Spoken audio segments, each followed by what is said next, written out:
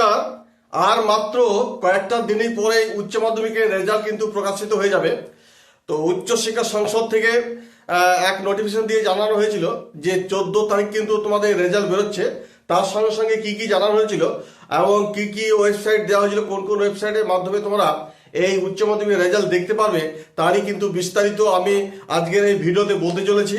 আর তাছাড়াও বলবো যে তোমাদের এই বছর উচ্চ মাধ্যমিকের রেজাল্ট কেমন ফল হতে চলেছে সেটাও নিয়ে কিন্তু তুলে ধরবো।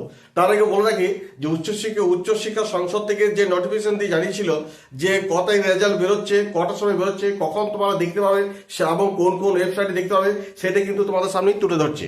দেখো, তোমাদের এইচএস রেজাল্ট 2026, তোমাদের রেজাল্ট বেরোবে কটায়? 14ই মে 2026 এই যে রেজাল্ট বেরোচ্ছে। কখন বেরোচ্ছে? সকাল 10:30 তোমাদের এক প্রেস কনফারেন্সের মাধ্যমে কিন্তু 10:30টার সময় তোমাদের রেজাল্ট কিন্তু প্রকাশিত করা হবে। এরপর তোমার কিন্তু রেজাল্ট দেখতে পারবে 11টা থেকে, এবং এখানে উচ্চশিক্ষা সংসদ থেকে কিন্তু মোটামুটি 15খানা ওয়েবসাইট বলে দিয়েছে। তো 15খানা ওয়েবসাইট যাওয়ার দরকার নেই, মোটামুটি আমি 4খানা ওয়েবসাইট এখানে তুলে ধরেছি। সেই 4টে ওয়েবসাইট যদি তোমরা ভিজিট করো, নিজেদের জন্ম তারিখ এবং রোল নাম্বার দিয়ে যদি ভিজিট করো এই সমস্ত ওয়েবসাইটগুলো, তাহলে তোমরা কিন্তু অতি সহজে কিন্তু নিজেদের রেজাল্ট নিজেরাই দেখতে পারবে। এবং সেই রেজাল্ট দেখতে পারবে কখন? মোটামুটি তোমরা দেখতে পারবে 11 থেকে। দেখো, এক নম্বর যে ওয়েবসাইটটা বলবো সেটা হচ্ছে result.wb.gov.in। এই একটা তোমাদের দিয়ে দিলাম, এটা তোমরা ভিজিট করতে পারো। আরেকটা দেখো www.indiaresult.com, এই একটা ওয়েবসাইট দিলাম।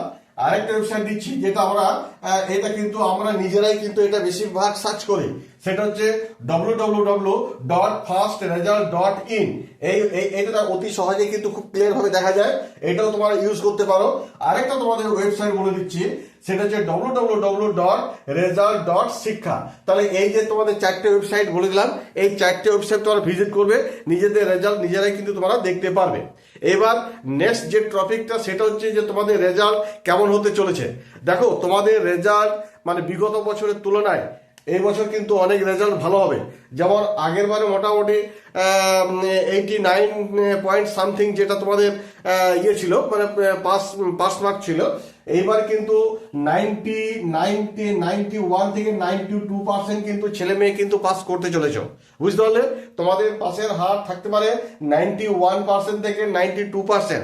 অর্থাৎ এক কথায় বলা যেতে পারে মাধ্যমিকে যে 86.83 যে পার্সেন্টেজ পাস ছিল, তার তুলনায় কিন্তু তোমাদের পাসের হার একটুকু বেশি থাকবে। যদিও তোমাদের এই বছর পরীক্ষার্থীর সংখ্যা মাধ্যমিক তুলনায় কম, তোমাদের পরীক্ষার্থীর সংখ্যা প্রায় 7,10,000 মতো, এর আশা মনে হয় এটাই। তো সেই তুলনায় তোমাদের কিন্তু পাসের হার রয়েছে মোটামুটি 91% থেকে 92% পাস থাকবে। তবু যদি 8% যদি ফেল করেও যায়, তাহলে কিন্তু 55 থেকে 60,000 কিন্তু ছেলে মেয়ে কিন্তু ফেল করে যাবে। ফেল কিন্তু তারাই করবে যারা একদম সাদা খাতা জমা দিয়েছে, কোনো প্রশ্ন উত্তর লেখেনি, এরকম তারাই কিন্তু ফেল করে যাবে। আর যারা ধরো 2-4টে কোশ্চেন অ্যান্সার লিখে এসেছো, তাদের ক্ষেত্রে কিন্তু পাস করার কোনো অসুবিধা হবে না।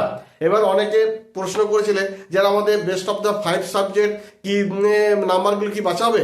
তোমরা যেটা আইডিয়া করেছো, তোমাদের বেস্ট অফ দ্য 5 সাবজেক্ট যে 5টা সাবজেক্ট থেকে বেশি বেশি করে নাম্বার থাকবে, সেই 5টা সাবজেক্টের নাম্বার কিন্তু তোমাদের রেজাল্ট কার্ডে ধরা হবে। অর্থাৎ তোমাদের যদি কেউ যদি 5টা সাবজেক্ট রেখেছো, 5টা সাবজেক্টই পাস করতে হবে।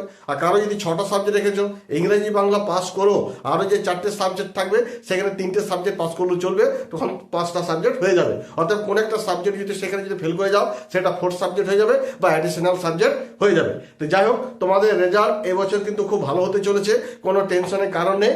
আর পরিশেষে বলবো, যদি আমার ভিডিওটি একটু হলেও যদি ভালো লেগে থাকে, তাহলে অবশ্যই কিন্তু সাবস্ক্রাইব করে দিও। আর যারা ফেসবুক থেকে দেখছো, তোমাদেরকে বলবো, অনুরোধ করবো, তোমরা কিন্তু এই চ্যানেলটিকে অবশ্যই কিন্তু ফলো এবং লাইক করে দিও। ধন্যবাদ।